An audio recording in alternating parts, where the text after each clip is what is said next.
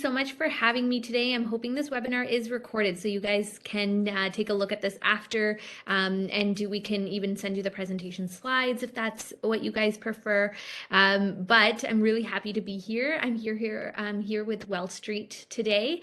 Well Street, well, let's talk about a little bit me first, and then I'll talk about Well Street. So I'm a naturopathic doctor. For those of you that don't know what naturopathy is, and being a naturopathic doctor is actually very similar to being a family doctor. So I get trained in the exact same way about diagnostics, about lab work, about treatment protocols, all of the same way, except my recommendations usually are more holistic, meaning that I will focus on more on that lifestyle nutrition piece, plus supplementations, vitamins, minerals. I am certified in IV vitamin therapy. So it is a little bit more of a different approach, although the education is very similar to your family doctor.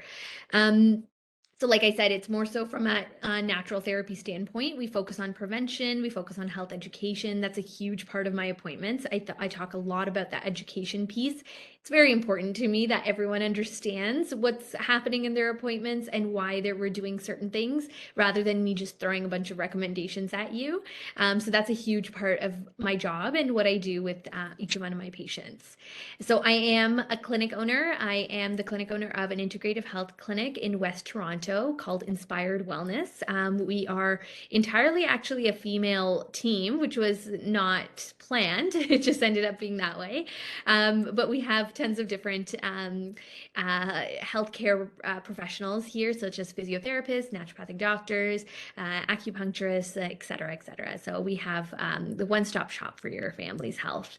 I am a graduate of the University of Toronto. I got my Doctor of Naturopathic degree from the Canadian College of Naturopathic Medicine. I love tea and chocolate. I have a tea right beside me here as well.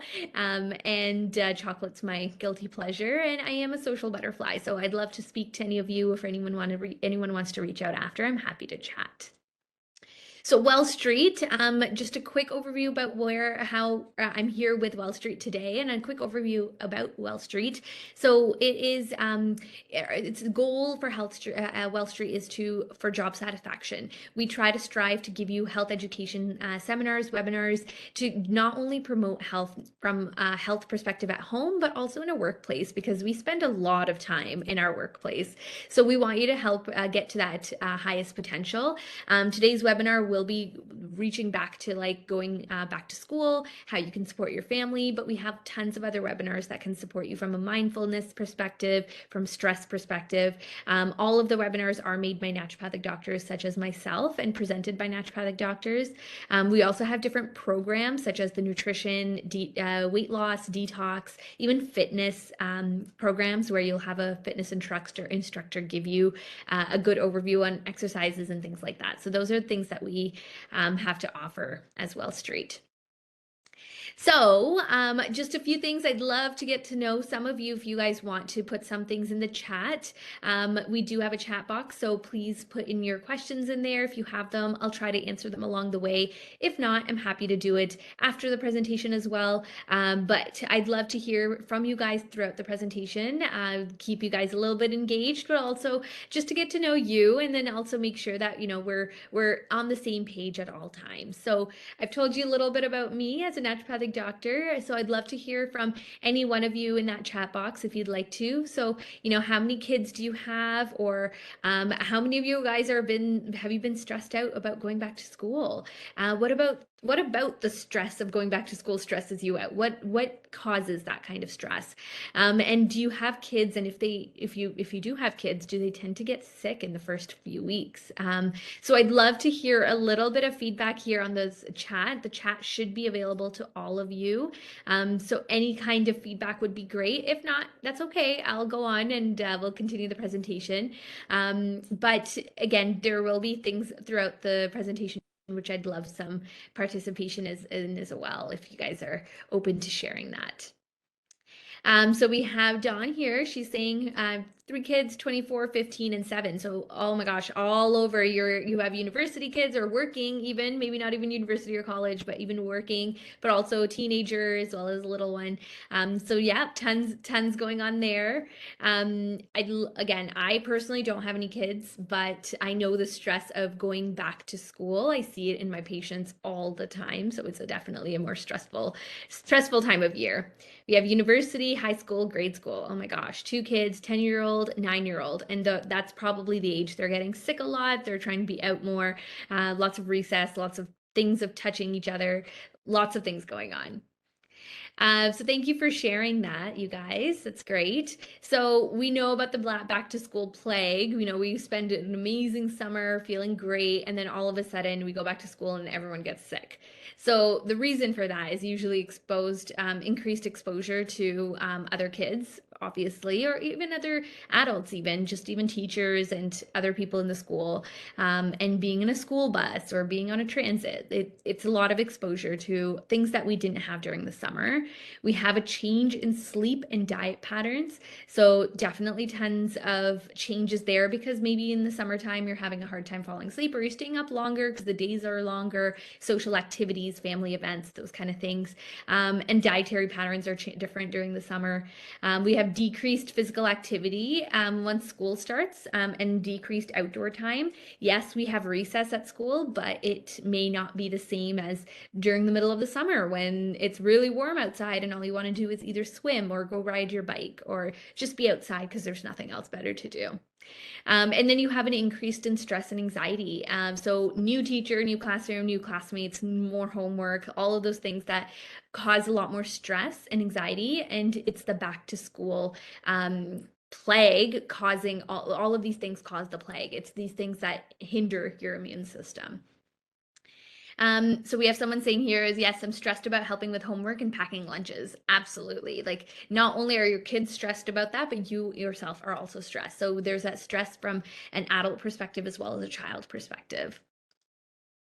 So this is, I'm sure all of you know this. I'm quickly going to go through it just for your general knowledge, but the germiest places or the places that have the most germs in the school obviously include things like the drinking fountain. So I would advise making sure your kids have water bottles, cafeteria trays, bathroom faucets, cafeteria plates, toilet seats, keyboards, desks, art supplies, gym equipment, playground. Some of these things we can't avoid, but I will talk to you guys about the things that we can support in our immune system because some of these things you just can't avoid. You just absolutely can't. Like you need to go to the bathroom, you have to touch the toilet seat, and you have to, use the art supplies, like these things that you just can't avoid. But I will talk about the things that we can support our immune system with. So hyped up hygiene, making sure that your kids are aware, making sure you are aware of how to wash your hands with soap. And starting this earlier on, or even just enforcing this in the first few weeks at home, it will help them throughout the school year as well. So before eating, coming in from the outside, wash your hands after playing, after using the bathroom, sneeze into the inner arm, all of the stuff you guys know. I'm going to get into the more juicy stuff shortly. But all of these things are super important. And the reason I'm going through it is because you have to set that precedence. You have to make sure that you are doing it so your kids can watch it. And then the more often you do it, the more often that you're getting through with it, the more often your kids think it's more important and it just becomes a habit. So just little things that we should probably be aware of. So does anyone know how long we should actually wash our hands for? This is a huge debate because a lot of people are like, it should be more, it should be like, it doesn't have to be that long. But anyone know what the actual rule is? Does anyone want to give a guess? We have 2 minutes. Okay. Anyone else? Again, it's debated. A lot of people will debate this. 20 seconds. Okay. Anyone else? We have a couple of guesses here. So the answer is actually 20 seconds. The reason for that is, yes, obviously, if you can wash your hands more, the merrier, the great, that's good. However, washing it for 2 minutes might be too long because it actually strips you of your healthy microbiome or healthy bacteria that are on your skin. So it might make your skin more dry, might make it more cracked. So you want that healthy bacteria to stay on there. But 20 seconds will get the unhealthy stuff off and clean your hands. So what I actually recommend for people is for if you have the little ones, tell them to count, not count, but sing happy birthday in their head, or sing the ABCs in their head, and that usually gets them to their 20 seconds.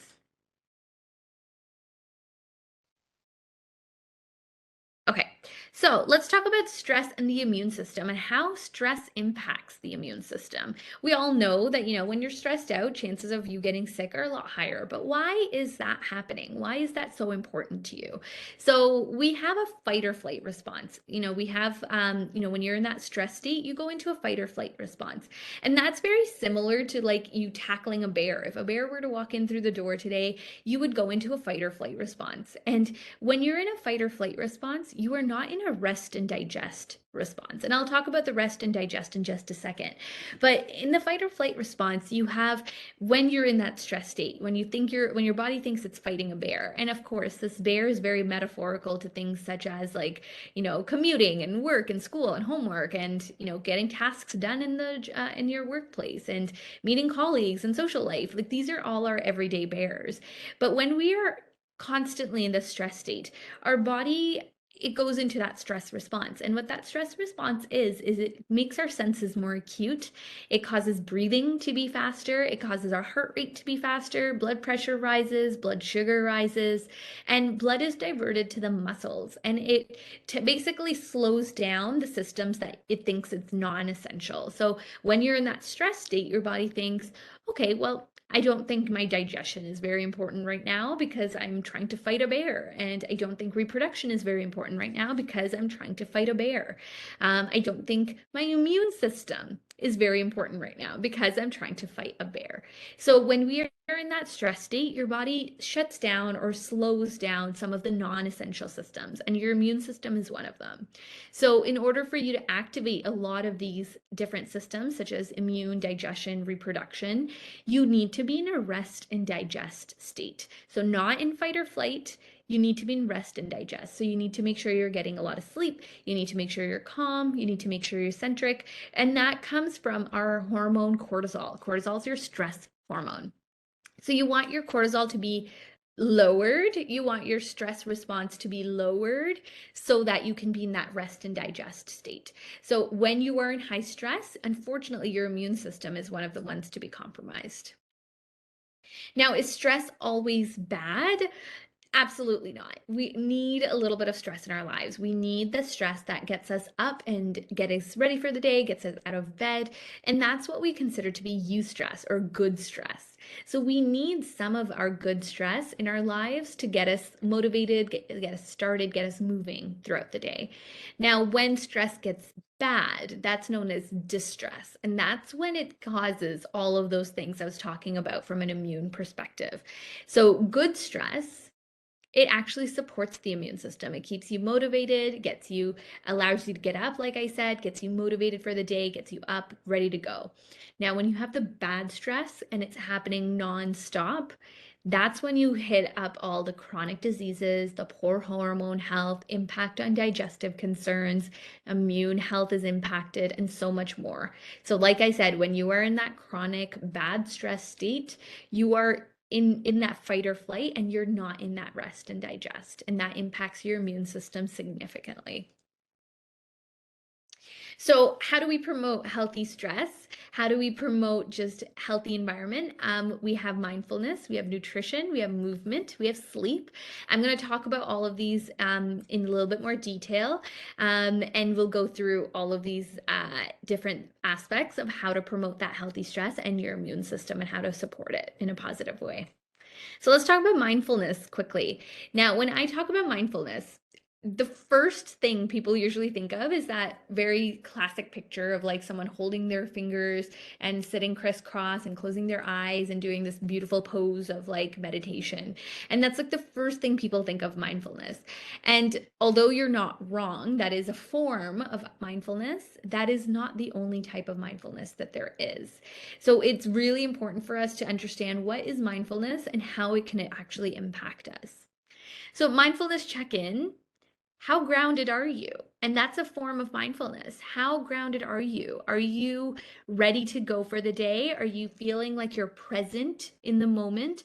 Are you sitting in front of the computer right now watching me talk, but thinking about what you want for dinner and what time you have to pick up the kids, or what tasks need to be done at school or at home? And what things you have to get done at work for the next few hours while you're still at work or the rest of the week? All of these things you're going into your mind, you're not being grounded, you're not being present, you're not being in the moment. So you need to know how grounded you are. So throughout the day, if you're feeling overwhelmed, if you're feeling like, oh my gosh, I'm thinking about so many different things and I'm just so tired, just check in the moment. What is the present moment like? Where are you sitting? Where are you in? What room are you in? What does the room look like? Just be present in the moment. And we don't do that enough. And when we give our body the chance to do that, it lowers that cortisol, which I was talking about. Cortisol, again, is your stress hormone. So you need to be grounded. So very simple thing you can do. Again, your kids can do this at home. Your kids can do this at school. You can do this at work. You can do this at home. The moment you feel a little bit more overwhelmed, the moment you feel a little bit more like your things are going out of control, you need to just reel back in and be in the present moment. So what does that look like for a present moment? So if you're walking and you're feeling stressed, or if you're in the elevator, or if you're sitting at your desk, or if you're sitting in the office, or if you're working from home, whatever it is, what does getting grounded look like in the moment? So all you need to do is just sit up straight, or if you're standing, just make sure that your feet are both firmly grounded. Same thing when you're seated, both feet need to be grounded, can't be folded, can't be one on top of each other, just both feet on the ground. Take a few deep breaths. This is a conversation I have in one of the other webinars that I do. Deep breaths need to go all the way down to your belly. If you are breathing just into your chest, you are not breathing deeply enough. So when you take a big deep breath, you should feel your chest rise as well as your belly rise. That's how you know you took a big deep breath. And we don't do that often enough because we're constantly, again, running from one place to another. And then allow yourself to feel heavy. Just feel what your body feels like on the ground, what your body feels like on the chair, whatever you need to do. But this is how you're going to get that cortisol level down in the moment. Just be grounded, be present. And this, again, brings down that cortisol, brings down your stress hormone, which is cortisol, supports your immune system positively.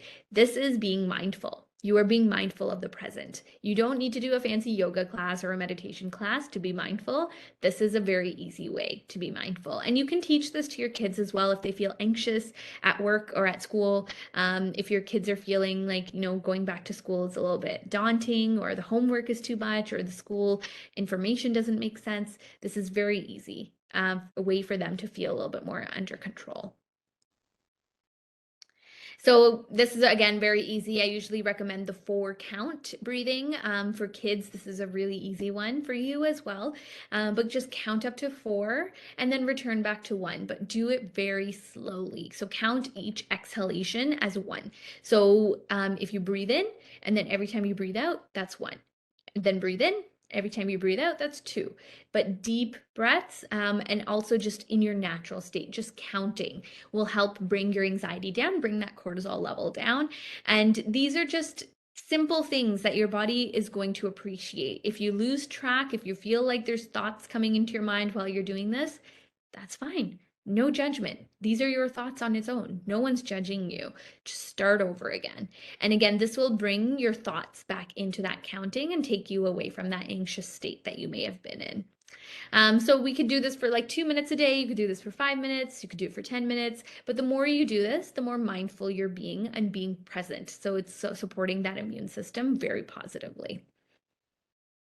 Okay, so let's get into the juicy stuff because I know everyone wants to always talk about nutrition. And I know this is a huge part, especially going back to school and not knowing what you want to eat during lunch and things you should be eating for your immune system generally, especially because our immune system's been the hot topic for the last couple of years. So, what is nutrition going to support us with from an immune standpoint? So, from a kid perspective, get them involved. No matter how old or young your kids are, get them involved with your meals. The more involved with they are with like either setting up the dinner table or helping you cook or chopping some vegetables or, cutting some slices of bread, whatever it is, the more involved they are, the more likely they're able to eat a healthy meal. If you just put something in front of them, chances are they're going to be like, I don't want this today. I don't want that today. But if they helped make it, the more chances are that they're going to eat it. So when I look at a plate, I usually want, and I tell this to a lot of my patients, like you want your plate to be like a little graph that I'm showing you right here.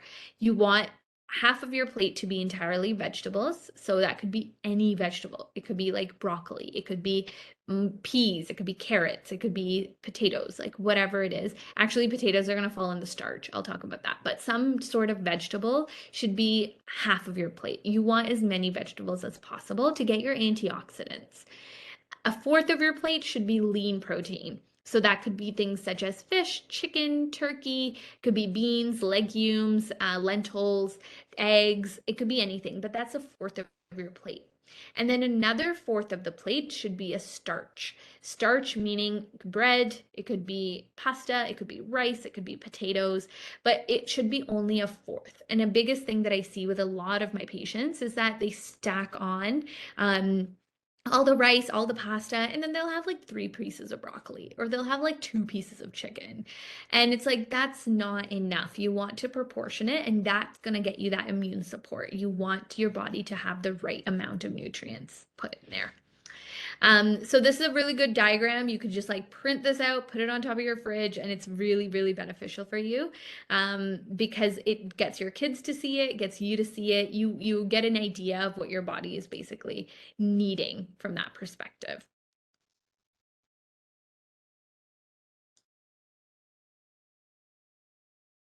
Okay, so let's talk about the immune support from your diet perspective. So the things that compromise your immune health are things such as sugar, fried, fast foods, and processed foods. I mean, of course, we all knew this, but me telling you is probably a pinch.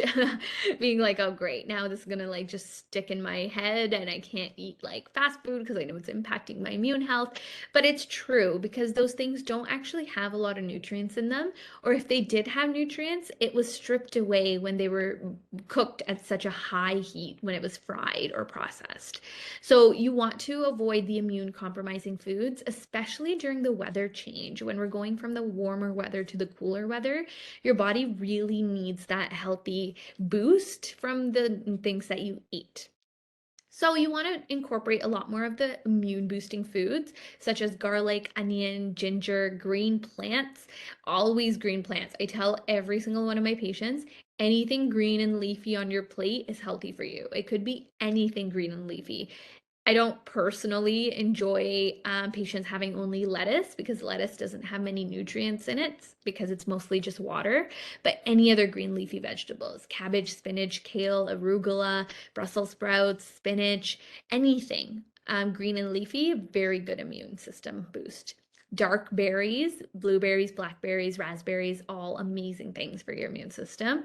And then naturally fermented foods such as sauerkraut, such as yogurt, miso. These things are really good for your immune system and really good things for your body to support that healthy response coming from the healthy bacteria in your gut. Now, I could go on about our healthy gut all day because that's a huge topic on its own, but having the fermented foods will support that healthy bacteria in your gut. So that is where your immune system has the most benefit from. You want those healthy bacteria to stick around. Now, we know that sugar is the #1 food additive in the entire world, especially in the USA or North America. We know that sugar is added in almost everything. And I'll tell you guys a little, I'm going on a tangent here, but I tried to get my husband to do a food sensitivity test, and he had a few foods that came up that he was sensitive to. And cane sugar was one of them. And I told him, all right, let's do like 4 or 5 weeks, no sugar, and like, let's see. And he was quite motivated the first couple of days. And he was like, okay, I'm going to go to the grocery store. I'm going to buy, like, he couldn't have dairy. Dairy came up on his food sensitivity. A few other things came up. So I was like, okay, we're gonna do this together. Like, I'll support you, I'll help you cook and all of those things. So he took away dairy and he's like, I'm gonna go buy coconut yogurt because that's dairy free and it's like, very healthy and doesn't have additives. So we go to the grocery store and the coconut yogurt, it was just a plain yogurt. It had cane sugar added into it. We add cane sugar to everything. After looking at that, everything I turned over to look at the ingredients, there is cane sugar in everything. It's absolutely insane. I don't understand why we put it in there and why we don't eat more of the natural based things. But unfortunately, our environment is full of cane sugar. So it is the number one food additive in the world, and especially in North America. I find that Europe is probably a little bit better because they're a lot more farm to table, but North America, sugar all over the place. So what happens when you eat sugar? This should be your normal, oops, sorry. This should be your normal graph of like what should happen when you eat a normal sugarous or a normal day. This is a normal day. Your blood sugar goes up and it should be relatively stable throughout the day every time you eat. This is a normal graph of what your blood sugar should be like throughout the entire day. Now, let's say you started off your day with a donut. And let's say you were like, okay, well, I really need to run and I need to just grab something from Timmy's. Let me just grab a donut. What happened here is that your blood sugar rose like a roller coaster and then it crashed like a roller coaster. So it went all the way up and then all the way down. Now, this crash in the middle of the day, you feel really tired. You will feel really lethargic. You will feel really like you'll have that crash, and then all of a sudden you'll be like, oh my gosh, I'm so hungry. I'm so really tired. I have a headache. Maybe I need some coffee. Maybe I need more food. So then what you end up doing is like snacking on chocolate because you need that extra energy because you had that crash. Or you might have some candy. Maybe you'll have baked goods. Maybe you'll have a muffin. Maybe you walked into the office and everyone had like muffins there. Or maybe everyone had like candy sitting around for you to munch on. Granola bars that are all sugar sweetened. Basically, what you did was this red line. You went up and down, and you crashed and upped your sugar and your blood sugar all day. You didn't have that stable line, which you had in the very beginning that I showed you. Instead, you had a crash and you end up wanting more, craving more because you didn't start off that blood sugar day. So it ends up being like a roller coaster. So out of all of these, which one do you think has the most amount of sugar? If anyone wants to try to give a guess. I think this is the slide I was going to do that in. I'll give you guys a couple of seconds. You can do it in your head, or if you want to put it in the chat, that's cool. The Lucky Charms, okay. Yeah, that's a very popular one with kids too. Yeah, Lucky Charms. Fruit Loops, okay. In general, all of these breakfast cereals are just high sugar, really, if we're talking in reality. But we have about 4 teaspoons of sugar in the oatmeal crisp. The cornflakes is not too bad comparatively, but the oatmeal crisp surprisingly is one of the most, which is really shocking. I mean, yeah, Lucky Charms is way up there. Fruit Loops is way up there. Corn Pops is way up there.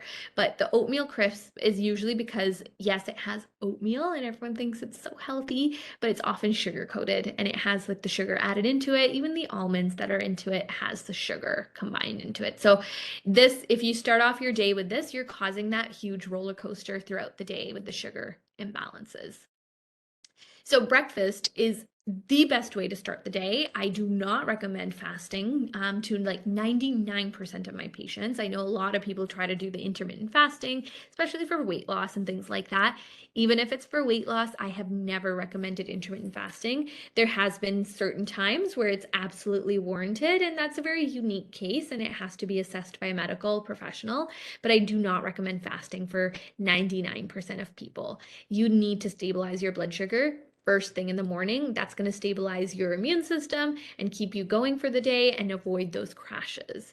So you want a very healthy breakfast. You want complex carbs. You want a protein. You want a healthy fat. You want a fruit or a veg. So you can have oatmeal, and you could do it the night before, because I know a lot of you are thinking, okay, I have 3 kids at home and they all need to get breakfast in them, and I need to run out of the door and make it to work by 9 a.m. How do I do all of that? So try to prep the night before. Oatmeal, you can easily do the night before. Put some oatmeal with some almond milk, add some fruit, flax seeds, coconut milk, toss it in the fridge. It's ready to go first thing in the morning. Um, you want to, if you absolutely are having cereal, you need to add some fresh fruit. You need to add some yogurt to it for healthy fat, add some nuts and seeds. It's going to balance out that blood sugar a lot better because you're balancing it out with all the healthy fat, protein, and fiber. Yogurt and granola, amazing. Plain full fat granola or yogurt is great. Add some fruit, add some berries, add some nuts and seeds. All of those things will help you balance your blood sugar out.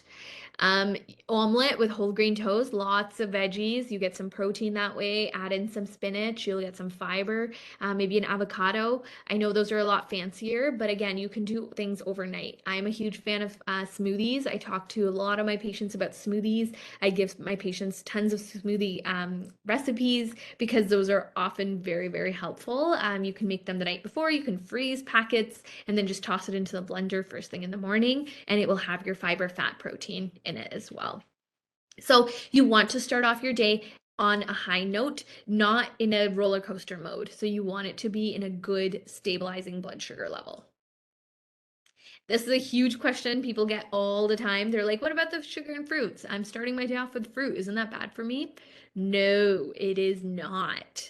There is fiber in fruit. Whoever said that fruit will cause diabetes, it won't. It never will. Fruit will not cause it. Fruit juices, on the other hand, will. You do not need to go on a fruit detox and like take away fruit, but you also don't need to go on a juice cleanse because juice cleanses are even just more sugar. It often takes away the fiber if you juice something, and it doesn't have that blood sugar balancing component into it. So you want things such as full fruit because it is going to keep the fiber content and it's going to balance out that blood sugar and get you tons of vitamins and minerals that support your immune system. So this is a really important one. Fruit is not bad sugar. It will not cause diabetes. Obviously, if you only eat fruit all day, maybe not that great, but in moderation, as everyone should be having, it's really good for you because you get your vitamins and minerals. So, which one of these has more fiber? Anyone want to give a guess on this one?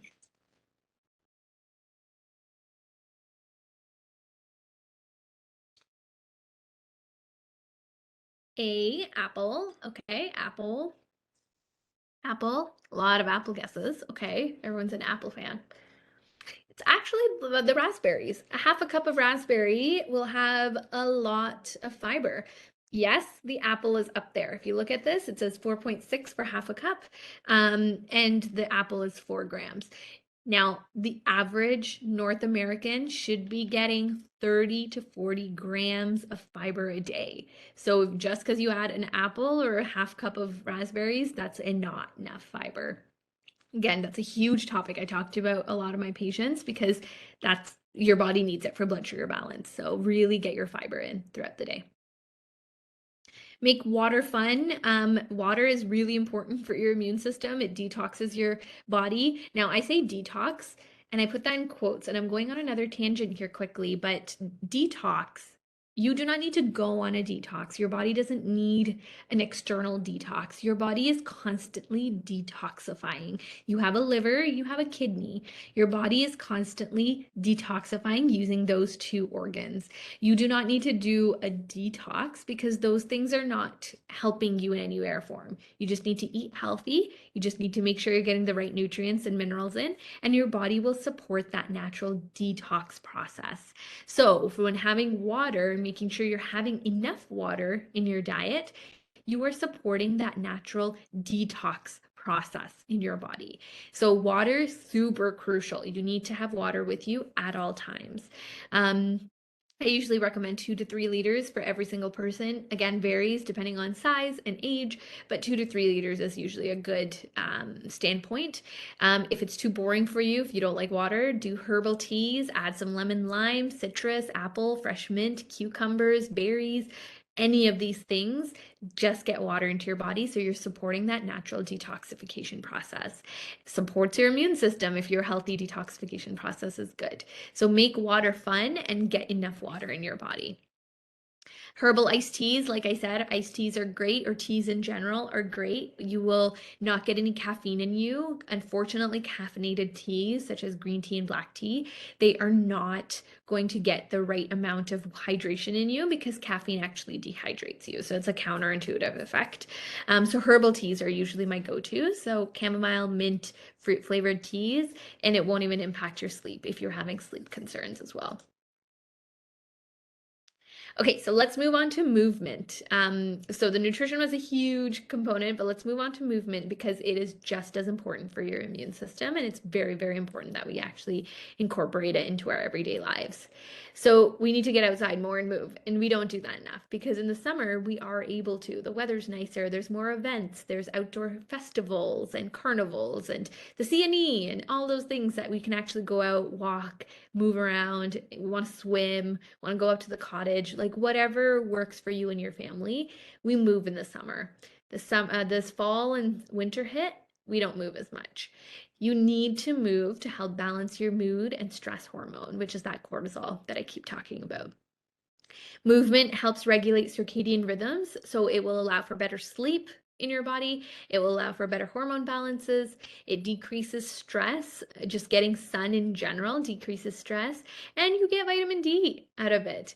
I do recommend everyone get vitamin D tested before going into the winter months because you could be taking 1000 IU like throughout the year, but you might still be deficient because that might not be right for you. So you need to make sure that you are getting enough vitamin D, and getting sun is usually the easiest way to do it.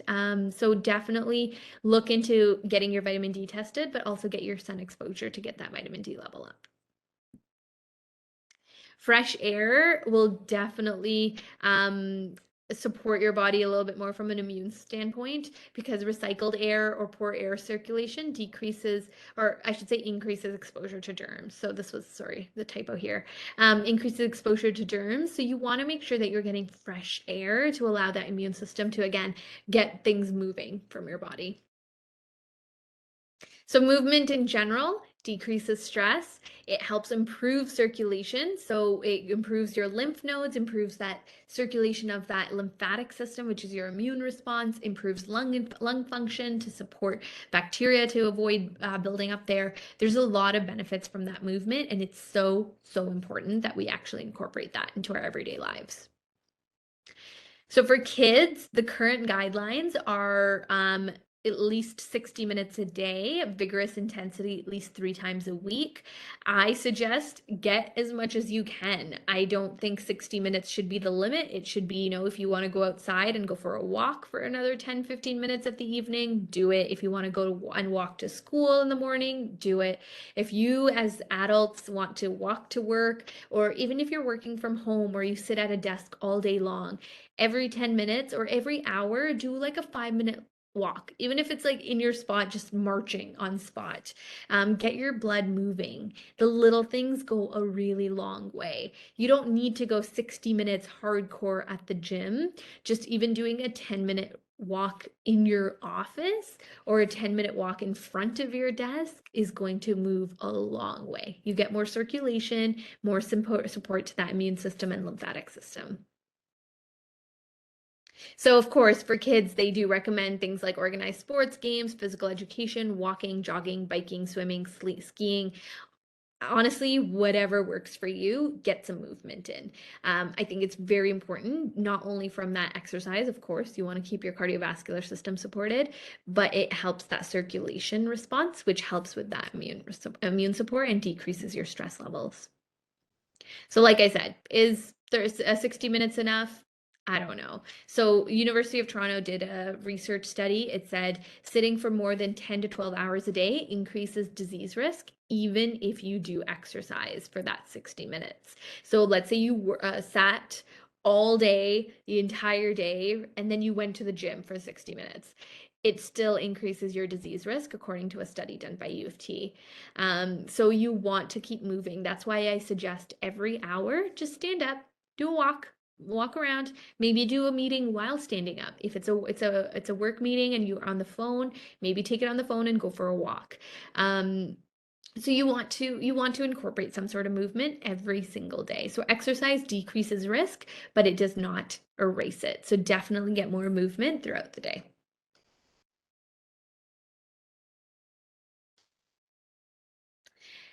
Stop sitting. It's easier said than done, I know, but do some simple chores, trade TV time for an evening walk, pick standing activities, limit electronics, play with your kids, pets, get up and dance. Such an easy way. Turn on some music, even if you just need like 2 minutes in front of your desk to like wiggle it out, wiggle it out. You're getting movement, you're getting that circulation from happening. So these are all very, very helpful things that I highly recommend.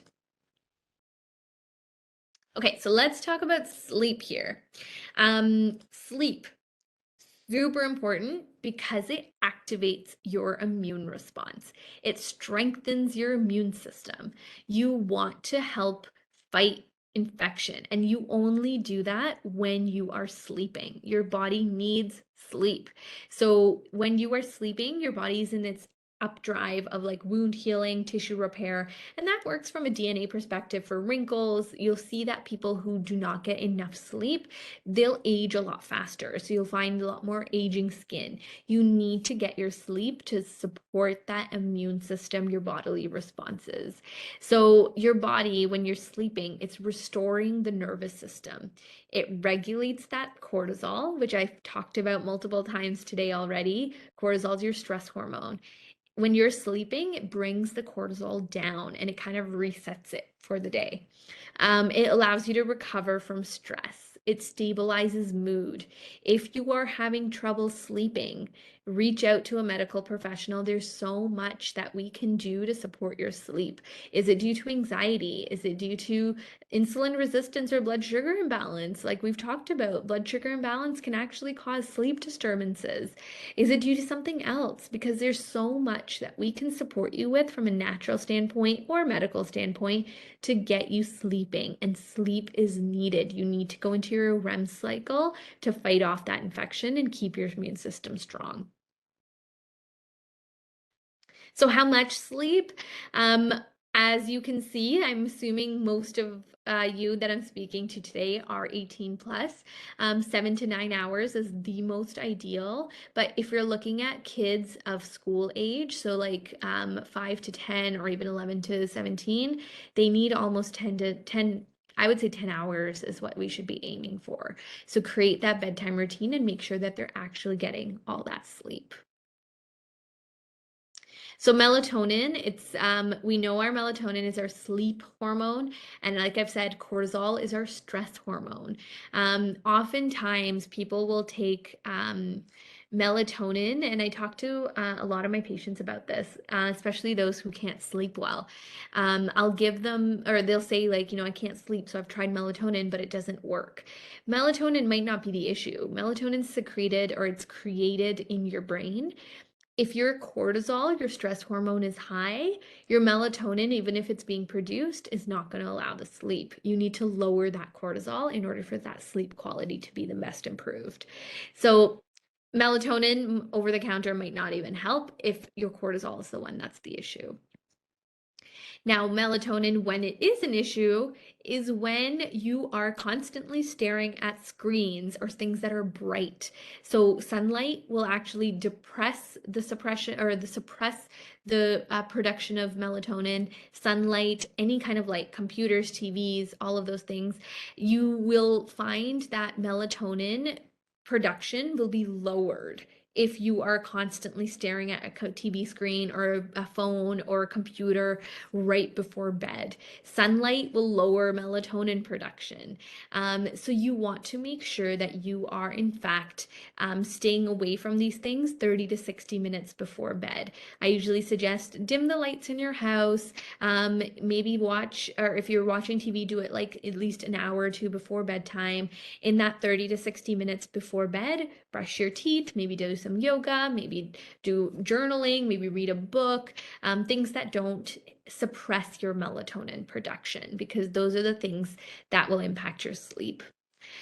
Someone just wrote here, any tips to lower cortisol, especially at nighttime? Again, this will make a huge difference, definitely, just like staying away from the bright lights for sure. But lowering cortisol can be tricky because it depends on why it's elevated. Is it higher in the morning? Is it higher at nighttime?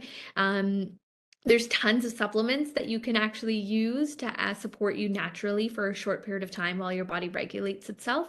But you can also support things such as making sure in the morning you get some sunlight. So it tells your body, okay, morning time, cortisol is supposed to be at this level because there's a lot of sunlight. It's the start of the day. We need to get you going. Making sure you're eating healing foods, a lot of healing foods, any kind of fast food, sugar food, all of those things will improve or increase your cortisol response.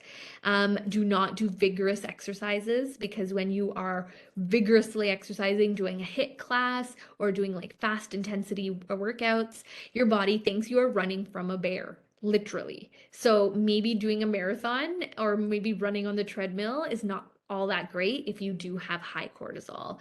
You want to do maybe more restorative exercises of movement, such as yoga, long walks, maybe some light biking, but nothing to increase that cortisol too high. Again, there's tons of other things that we can do from a supplement standpoint, herbal standpoint. We just have to figure out what your body's doing first. But starting with the basics, such as the sleep regulation, exercise, proper exercise, because we think like, oh, if I want to lose weight, I should probably do high intensity. Might not be a good idea if your cortisol is too high. You might want to do more of that low impact stuff. So for ideal melatonin production, I usually suggest people, especially kids, if they do really do want a nightlight in their room, great. Give them a fun face mask because you or an eye mask because you want them to make sure that they're staying away from the light for the most ideal melatonin production. In the dark, you should actually be able to put your hand 1 foot away from your face, and you should not be able to see it. That's how you know your room is dark enough to sleep in. So use blackout blinds, curtains, use sound lights as always, or like touch sound lights. So if a kid gets up at night, you just touch it, or the movement will cause the night light to go off. Eye mask. If they really want a night light, or if you really need a night light, put an eye mask on to get that melatonin production. So blue light is all those things I talked about coming from your screens, computers, TVs, phones. That is all blue light. It delays melatonin production. So even if you're exposed to it a couple of hours before bed, it does delay your melatonin production. So limiting it and stopping it at a certain point in the night is really crucial.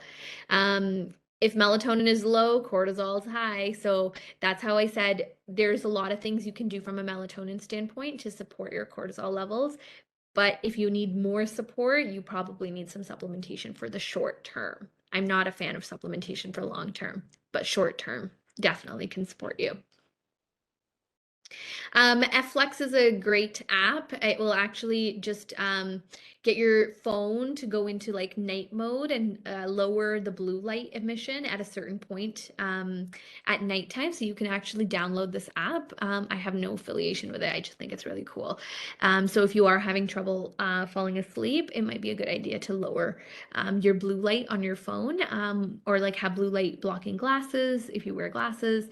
All of those things can benefit you. So if you want to check this out, it will actually lower your blue light on your phone automatically if you download this app. Sleep hygiene, super important, not only for yourself, but your kids as well. Stick to a schedule, even on weekends. You need to sleep at a certain time and wake up on a certain time to make sure that your body is responding to stress well and responding to melatonin well. Like I said, it's a circadian rhythm. Things go up and down. And if you move that rhythm out of the way, your body panics and cortisol goes up, your immune system's impacted. It's a big snowball effect. Have a routine, turn off your tablet, brush your teeth, read a bedtime story, get into bed, turn off lights, listen to sleep meditation. There's so much you can do in that 30 to 60 minutes before bed that doesn't involve screens.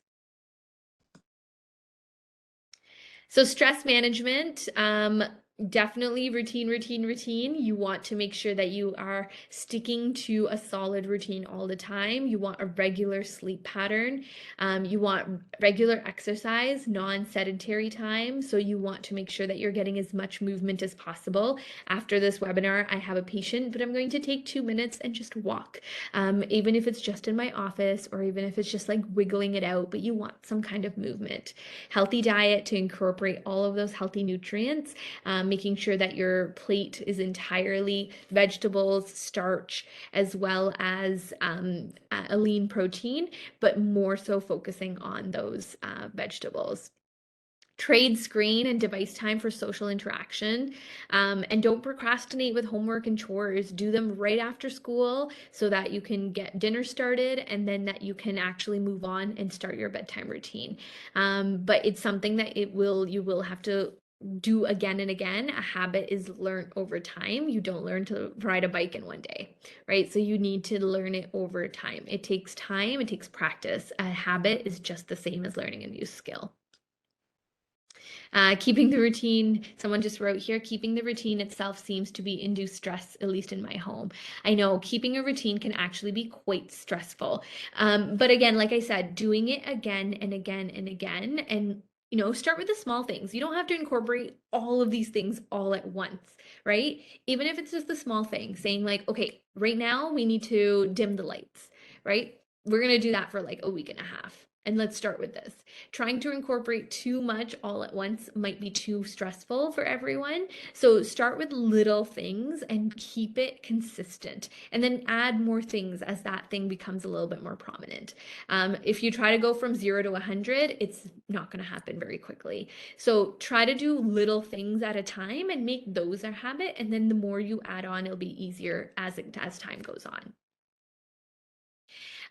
Big disclaimer on this slide here. I'm not prescribing anything over this webinar, so please speak to your healthcare professional or anyone else to make sure that you are getting the right recommendations for your family and yourself.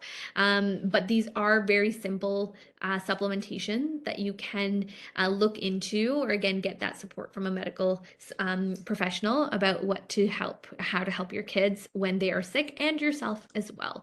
So vitamin C, vitamin D, like I said, please test your vitamin D because you may not be taking enough, even if you are taking it consistently. Zinc, echinacea is great. Deep Immune, this is a really great formula. It's a liquid. Just taking a few drops of that will support your immune system. It's a herbal formula. Doesn't taste all that great, but it's really, really effective. So again, disclaimer, please speak to your healthcare professional to know what doses and everything is right for you and your family. So ways to positively support your immune system and manage your stress. Mindfulness, huge, just be grounded. You don't want to be thinking about a million things at once. And I know that's hard. I know. You know what? Just give yourself 2 minutes in a day to just be grounded, be present, be in the moment, and be very in with yourself. You need that. You need that, even if you practice that like 2 minutes a day, even if it's 20 seconds to start off with today. But you need to be grounded. It's going to lower that cortisol really well. So be mindful, be very aware of what's going on around you, be present in the moment, be grounded. Nutrition, very, very important. Movement, very, very important. And sleep. All these things are your core pillars of health. We can always support these things from, again, a herbal nutrition standpoint and vitamins and minerals. But these are your core pillars of just support and sleep and stress and immune system. Okay, so that brings me to the end of my presentation. I'm hoping, yeah, we have a couple of minutes for any questions if anyone has it. But if anyone has any other questions that we've discussed about today, please reach out. I'm happy to chat. You can find me at Well Street. You can find me on my Instagram. You can find me on my website or our clinic website, the Inspired Wellness Clinic. You can email me if you have any questions. I'm happy to chat. I'll stick around for a couple of minutes to do a few questions if anyone has any, but I hope this was informative. I hope you guys learned something new, and I hope you'll take something home to your family and your loved ones tonight.